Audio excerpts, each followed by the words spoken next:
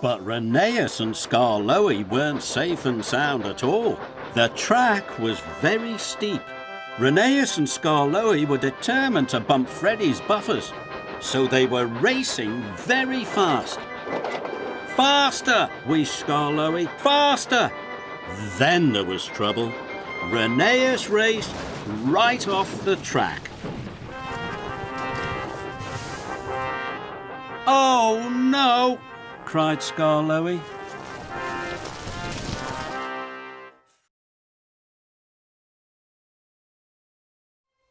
"Cinders and ashes!" cried Thomas. "Neville's heading for the broken bridge. I must stop him!" Neville was speeding through the countryside as fast as he could. Suddenly, Neville saw a barrier on the track. He slammed on his brakes. But it was too late.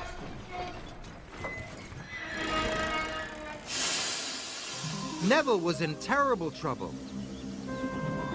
He was on the broken end of the bridge. Thomas knew it was all his fault. Groaned. But still Thomas huffed and chuffed as hard as he could. Then there was trouble. Just as he got to the top of the hill, the coupling came loose, and Scarlowie rolled backwards. "Help!" cried Scarlowie, but it was too late. Scarlowie's flatbed biffed into the sidings and came off the track.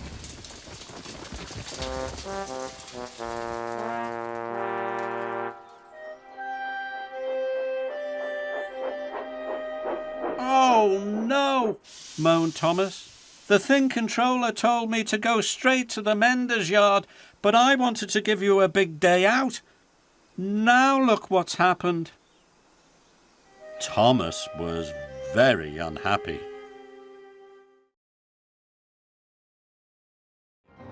Then there was trouble. Harry and Burt were enjoying a rest at the engine sheds, but Thomas and Diesel couldn't see them. They raced backwards towards Harry and Burt. With a crash and a bash, Thomas and Diesel smashed Harry and Burt right through the back of the engine sheds. Stones and timber flew everywhere. "Bust my buffers!" "Oh no!"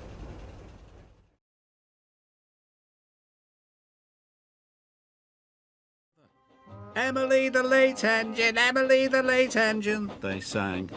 This made Emily very cross, and she biffed them very hard. "Oh no!" they cried, and splashed into the duck pond. Emily was covered in a flowery mess.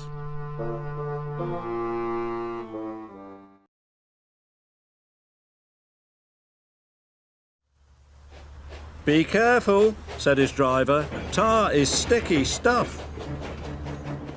But Percy wasn't being careful. He was going too fast. Percy charged down Gordon's hill. He didn't see Gordon and the express until it was too late. The brake van passed Gordon, but the tar wagons didn't.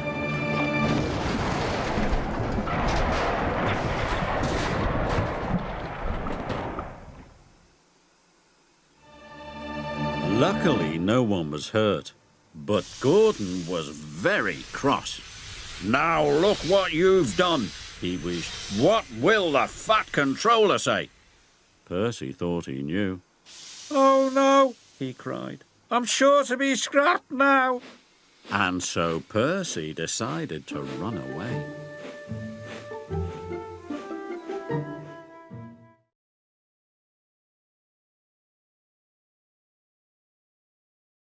So Dennis raced away.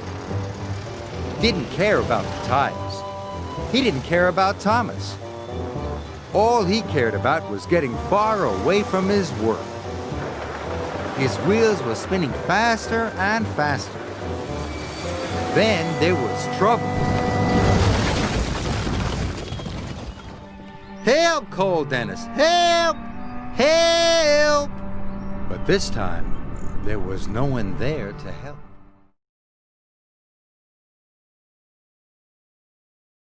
Nervously, the difficult bend came nearer and nearer. Thomas was supposed to slow down, but he wanted to get past the bend quickly. So Thomas went faster and faster. The carriages rattled and shook. Soon be over, Thomas said to himself. And it soon was.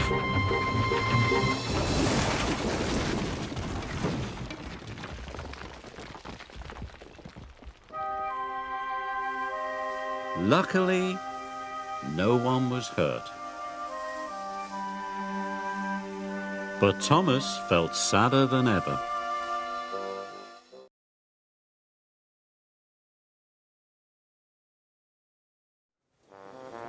Suddenly, Thomas saw Harry rumbling towards him. Thomas backed away as fast as he could. But he didn't see Burt pulling up behind him. Thomas bumped into Burt, the stinky cheese shot into the air and splattered down all over Thomas, Burt and Harry. "Now we're really stinky," moaned Harry. "The most stinkiest engines ever," groaned Burt. Harry and Burt rushed straight to the washdown. Thomas wanted to go to the washdown too, but Thomas's cheese was all over the track.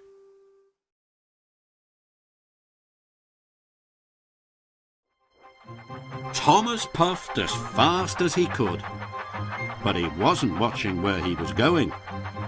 Thomas didn't notice that the points had been changed. Thomas puffed into the sidings and biffed into the buffers.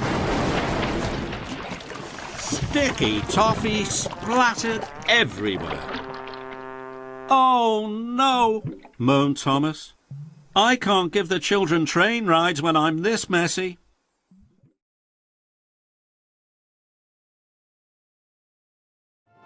"Ha!" laughed Thomas. "I can get these trucks really messy and get the coal to the docks on time." Then there was trouble.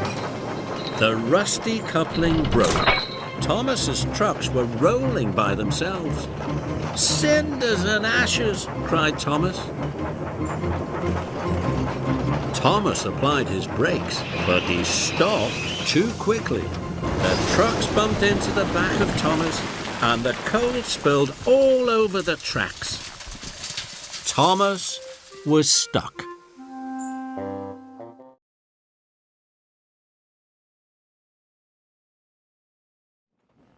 This made Gordon very cross.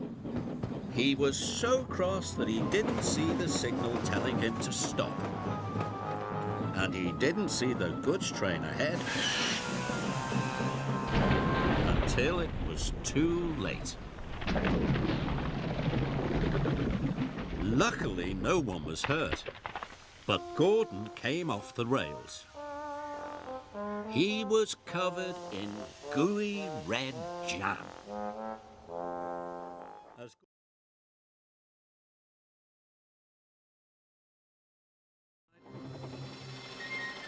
Salty was at the bottom of the hill.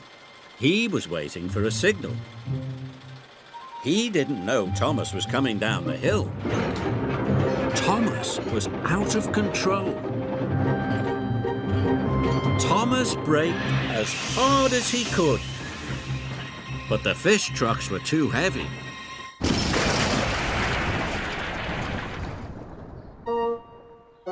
"Oops," said Thomas. "Sorry." Salty was covered in fish. "Never mind me, Artie," said Salty. "The smell reminds me of the sea."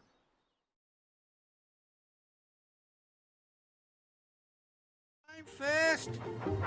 Suddenly the signal turned red. James applied his brakes and screeched to a halt. But Edward couldn't stop in time. "Sorry," puffed Edward. "I didn't have time to stop." Don't worry, moaned James. It was my fault for pushing in. You're finally in a poster, chuckled Thomas. Maybe you are good enough after all. But James didn't feel very good. He felt very silly. Filled with heaps of chocolatey cocoa powder. Thomas was ready to go. But the shunters hadn't released the brakes on the trucks. Thomas pulled as hard as he could, but the trucks wouldn't move. I have to hurry, puffed Thomas. He heaved, he huffed, and he puffed, and at last, the coupling broke. Thomas shot forward, cocoa powder flew everywhere. Now I'll never get to take the children, puffed Thomas.